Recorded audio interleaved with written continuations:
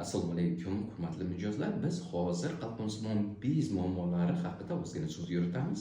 Men shu haqida gapirmoqchimanki, sizga ayrim insonlar medik bo'lgan, medik bo'lmagan, sizga noto'g'ri informatsiya berayotganlar haqida ozgina shu to'g'risida gaplashib olmoqchiman.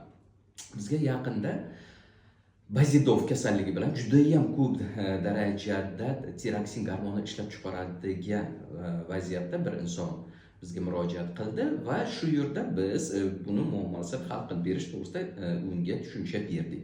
Lekin shu bilan bir qatorda yonida o'tirgan insonlar medistra bo'lishi mumkin yoki bo'lmasa vrach chuqur bu professional urovenda hali axborotga ega bo'lmay turib, yo'q, bunday lecheniya qilinmaydi, eskicha lecheniya o'sha yod preparatlari orqali yoki bo'lmasa Eutirox bilan faqat lecheniya qilinadi deb aytishadi. Shu mijozlarga shuni aytmoqchimanki, agar sizda o'sha eskicha lechenyani necha yildan beri olib yuribsiz, o'sha Eutirox yoki bo'lmasa yod preparatlari bilan ishlab yuribsiz, agar shu sizga ma'qul bo'ladigan bo'lsa, bizning qarshiligimiz yo'q.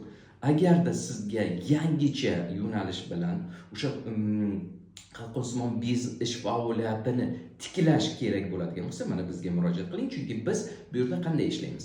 O'sha qalqonsimon bezni ishini, faoliyatini buzgan faktorlarni tanadan chiqarib yuboramiz. Bu bir.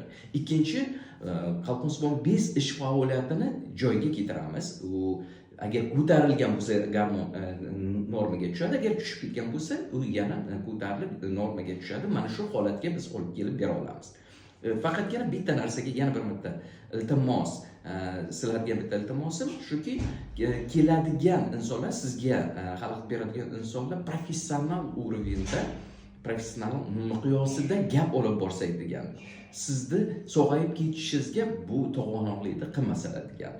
Yana bir marta aytyapman, agarda sizga o'sha eskicha lecheniya, eskicha yordam ko'rsatish ma'qul bo'lsa, пожалуйста, hech qanaqa bizning qarshiligimiz yo'q.